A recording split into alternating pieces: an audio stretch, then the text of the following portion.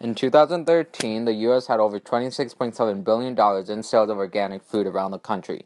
This is almost 3 times as much as the leading country in sales, Germany, with only $8.3 billion. In the U.S., it wasn't until 2002 when there was a sudden increase in popularity of organic food.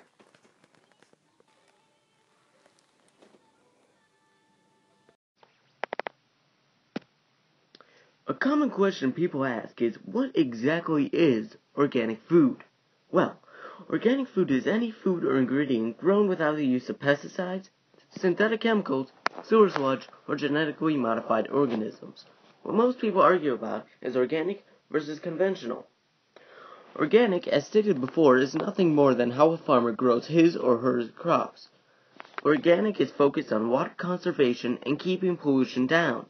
Those who decide to grow organic food don't use conventional methods for fertilizing and managing weeds. Another big difference between organic and non-organic is size. While conventional foods seem to be all the same size because of USDA standards and growth increased drugs, organic food varies in size and shapes. While a normal apple may be around 5 inches high, well, give or take, and organic might be around 4 to 6 inches, varying in size and shape.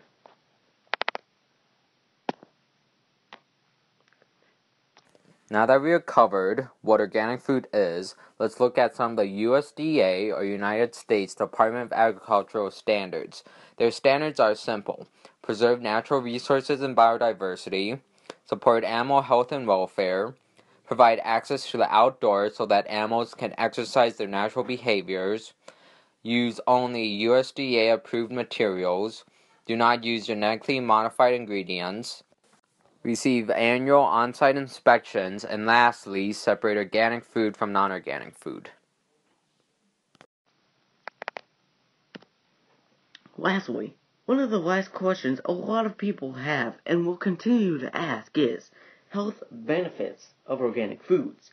Now, some studies have shown that organic foods have slightly higher nutrient values and contain more antioxidants, and people with allergies to certain drugs or pesticides state that their symptoms seem to go down when eating organic.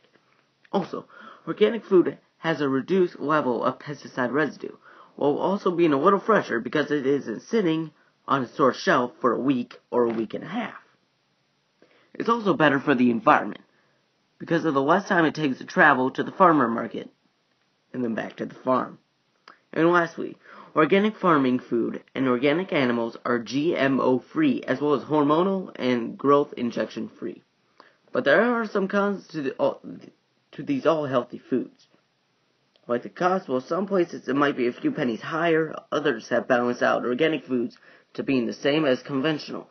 But that doesn't mean there still isn't a hefty price to pay for these foods. Another thing that some people don't like is the diversity of the shapes and sizes that we mentioned before. And lastly, one of the last cons are the much shorter half-life that these plants have because of the lack of preservatives that are not common in these plants. So let's recap as to what we have learned. We have learned that the term organic is nothing more than how a farmer grows and raises his or her crops, that the U.S. sales of organic food has greatly increased in the last 10 years, as well as the U.S. being one of the world's top sellers of organic food, selling over $26 billion in 2013 alone.